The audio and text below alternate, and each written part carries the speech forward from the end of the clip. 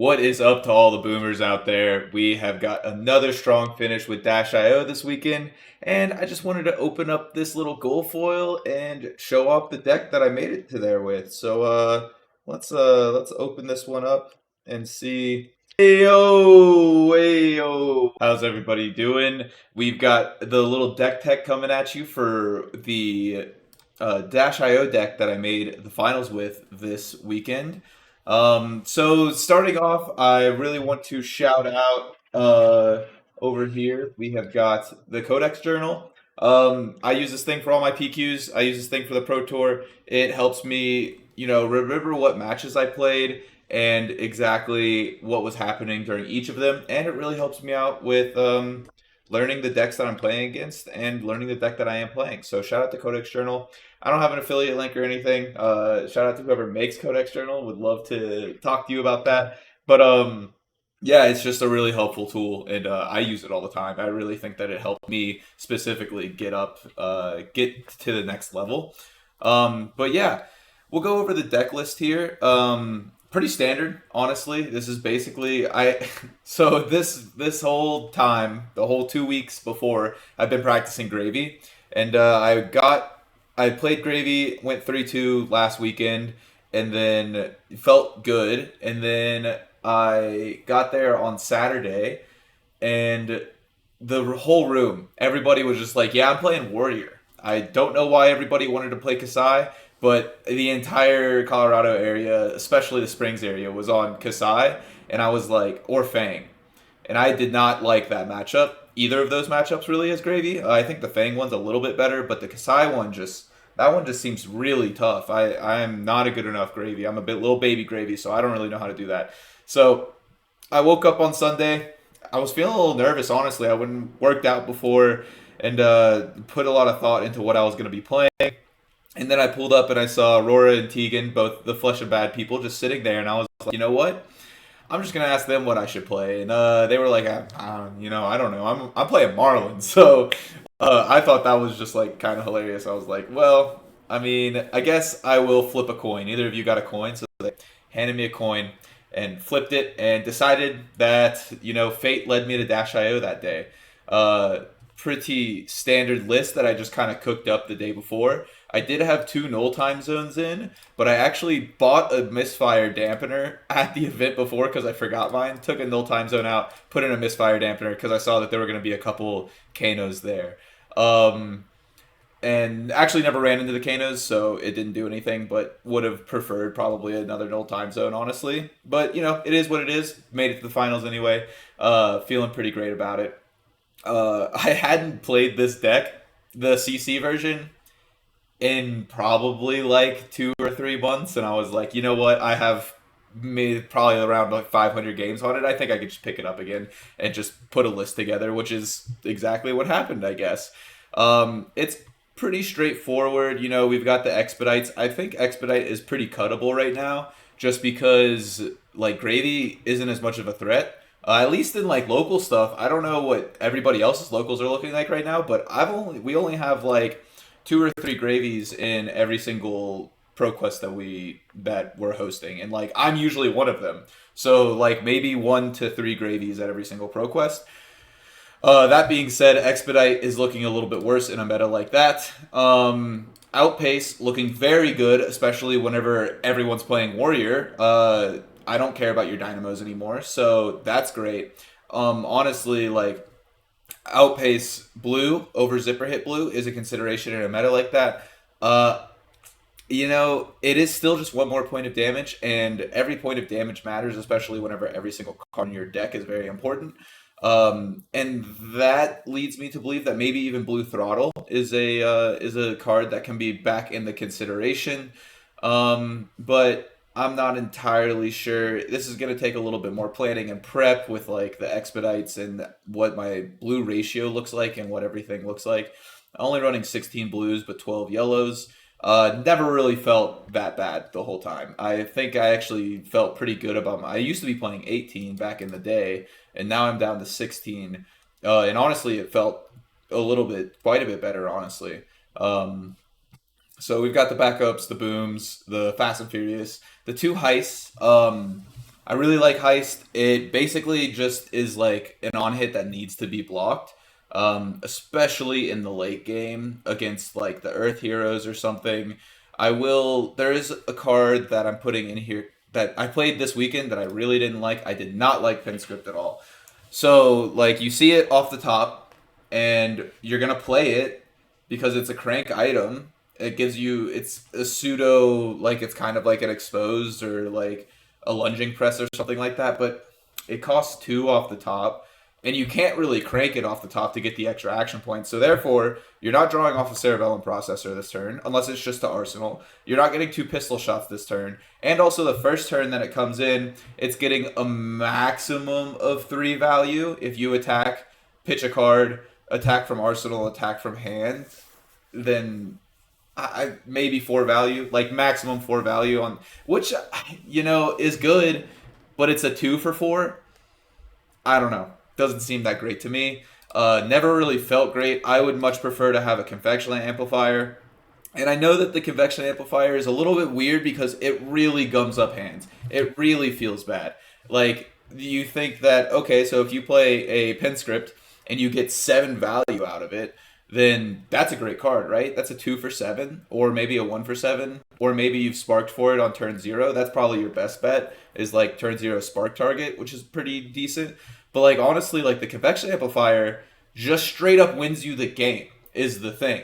That if you can so like the Bracers of Belief with the Pinscript is not nearly as good, or Goliath Gauntlets. Like if you're playing this, I wouldn't play this because you're not really getting the chance to going Heist for 7. Because at the end of the game, if you go Heist for 7 dominate, then they can't block it. If they don't have a D-React in Arsenal, then you just win the game straight up. Like if they're at like 5 HP, 7 dominate, you hit them for 4, you get a processor, a backup protocol red, really anything that you can find in your banish zone.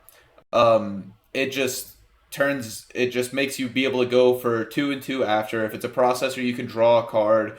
There's just so many like applications of the convection amplifier that just win you the game that you can't do with Pinscript. It's just like a good mid-range card.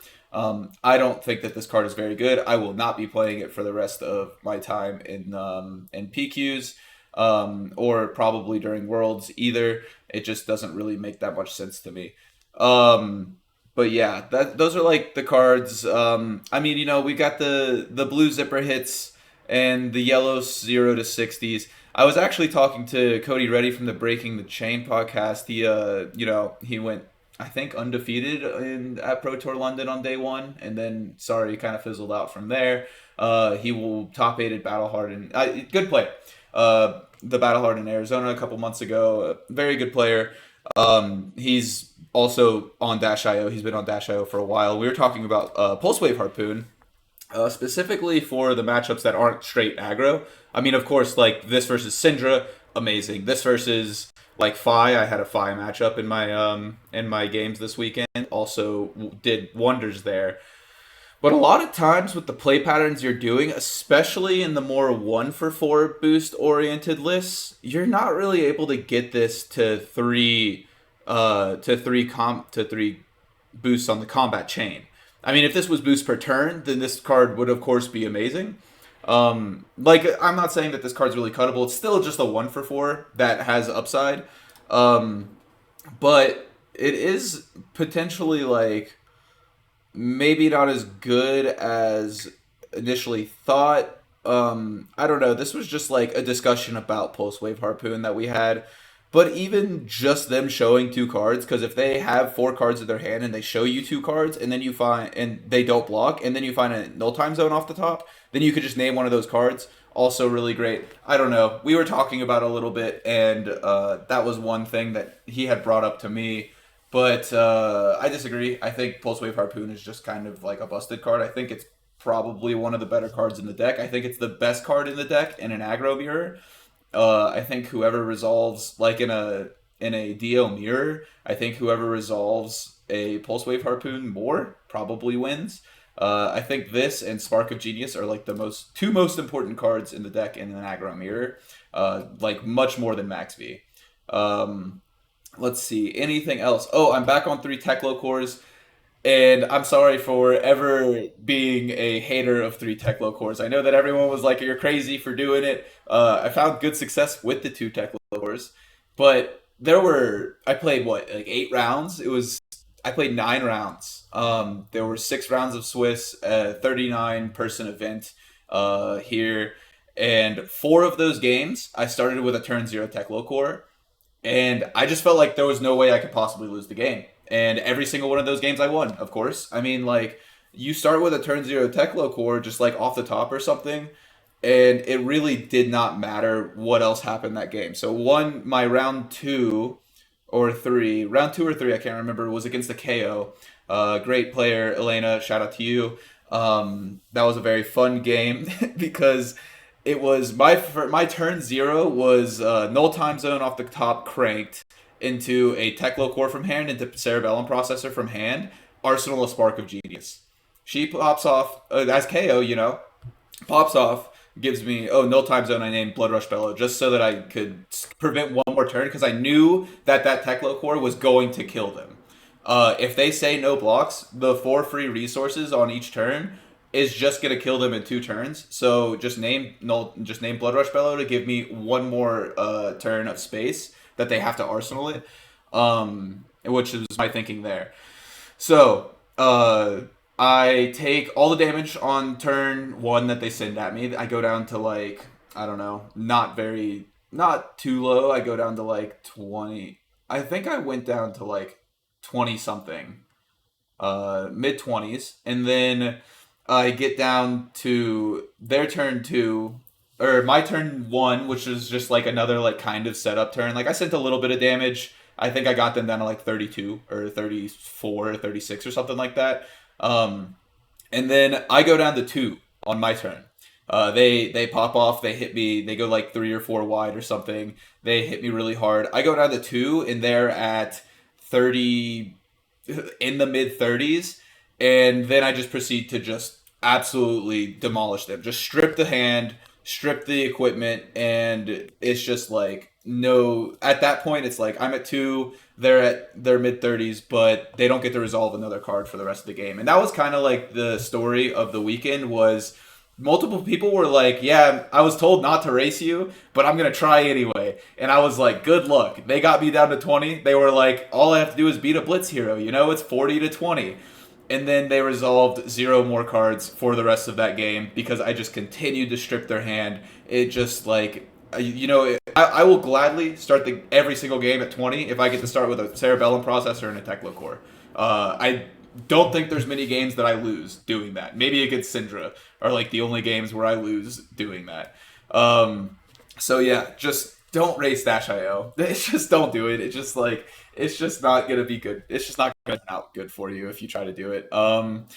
And another card that Cody and I were talking about a lot was this one here. This one has been like a big point of contention recently. I feel like, at least in the Dash.io Discord, the Purple Discord, a lot of people are saying like, "Oh, I just don't like Hanabi." I think that Hanabi is even better than a lot of people are saying.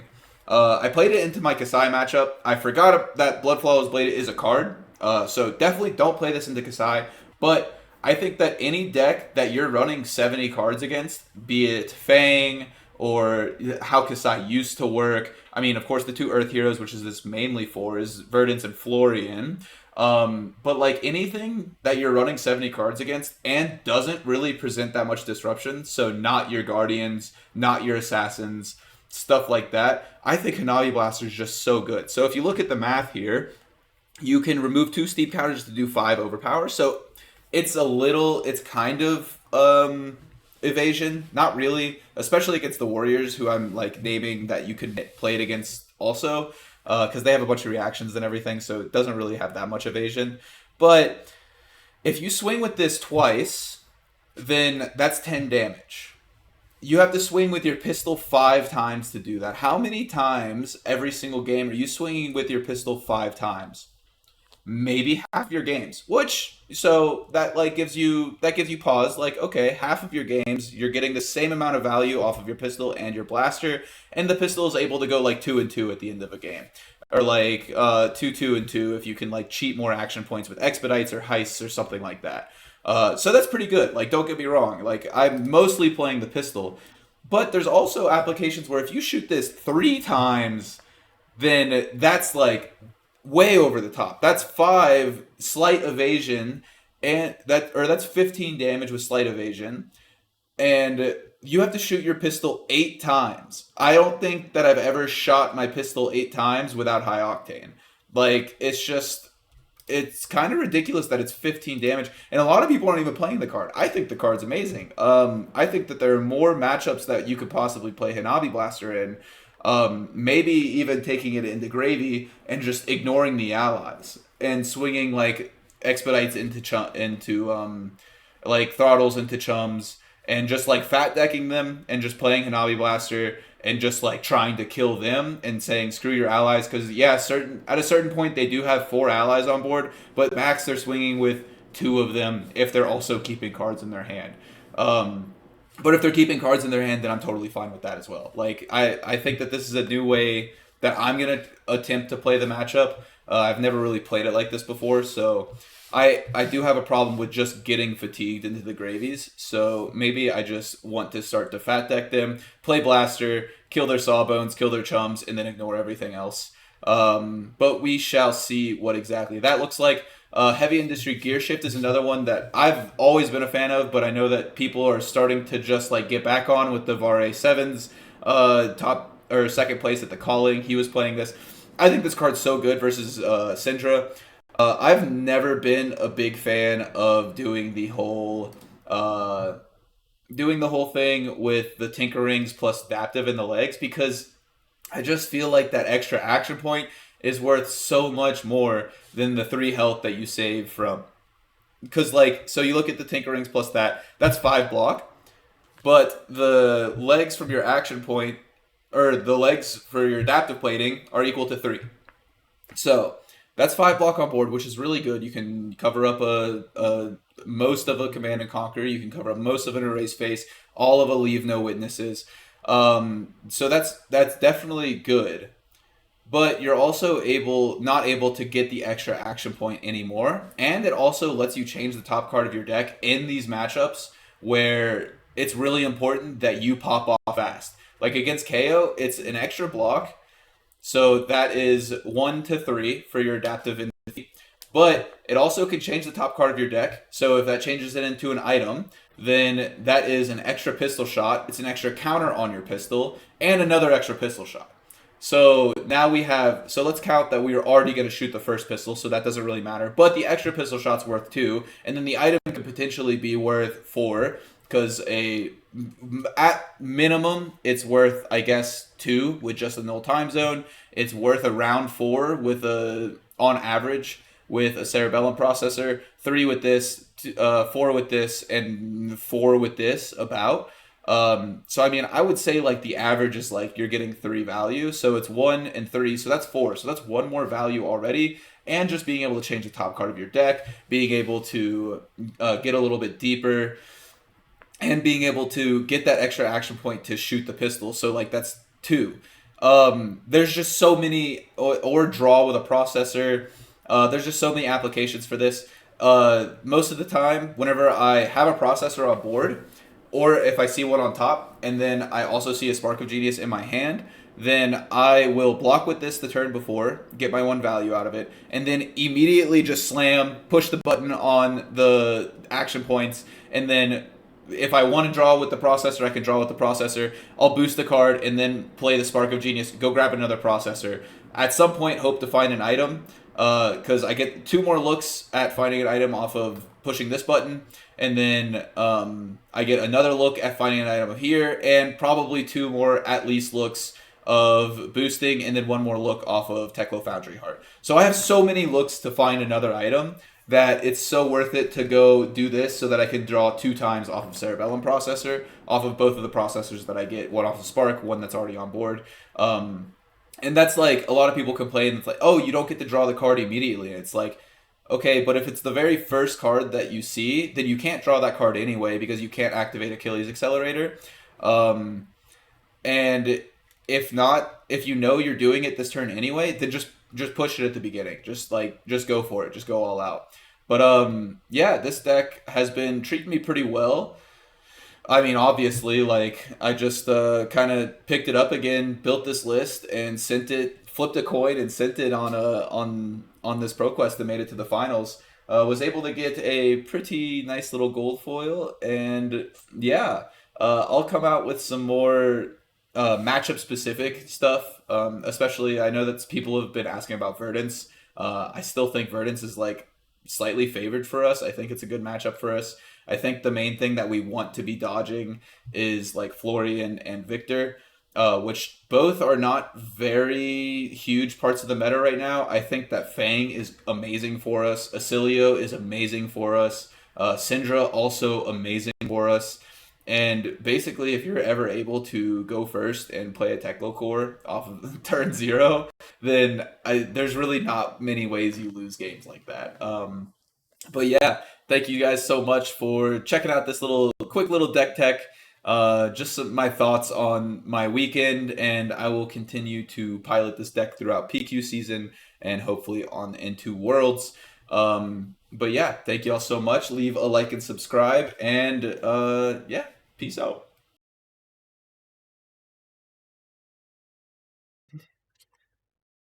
Ayo.